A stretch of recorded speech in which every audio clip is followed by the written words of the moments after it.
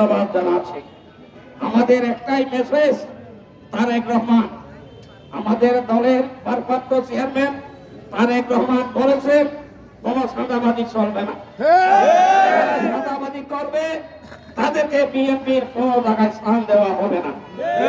BNP একটি জনগণের দল, বিএনপি জনগণের দল হিসেবে কোন সাদাবাদীকে সমর্থন দেয় না।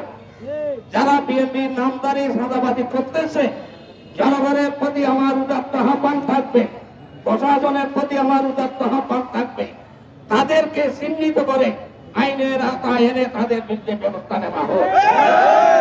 আজকের এই বিজয় দিবসের অনুষ্ঠানে আমাদের যারা নেতা কর্মী এসেছেন তাদের প্রতি আমার অনুরোধ থাকবে, আমাদের দলের ভারপ্রাপ্ত চেয়ারম্যান তারেক রহমান বলেছেন আগামী নির্বাচন কঠিন নির্বাচন হবে, সুষ্ঠু নিরপেক্ষ নির্বাচন। এই নির্বাচনের লক্ষ্যে এগিয়ে গিয়ে দলের প্রার্থী যাকে দিবে তাকে নির্বাচিত করার লক্ষ্যে জনগণের সমর্থন আদায় করার জন্য, জনগণকে সাথে নিয়ে কাজ করার জন্য তিনি অনুরোধ জানিয়েছেন।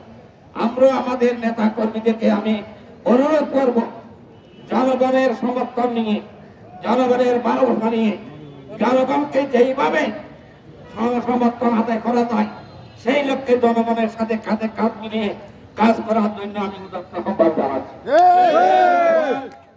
বিএনপি দক্ষিণ পূর্ব এশিয়ায় একটি বৃহৎ জনপ্রিয় দল।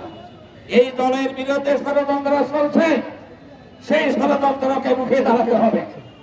ষড়যন্ত্রের মোকাবেলা করে তত্ত্বাবধায়ক সরকার অর্থাৎ এই বিপ্লবী সরকার যারা গঠন করেছেন তাদেরকে আমরা ধন্যবাদ জানাচ্ছি। যত রকমের সংস্কার প্রয়োজন সংস্কার দ্রুত সম্পন্ন করে আমাদের দলের নেতৃবৃন্দের আহ্বান মোতাবেক যত সম্ভব নির্বাচন দেওয়ার জন্য অনুরোধ জানাচ্ছি।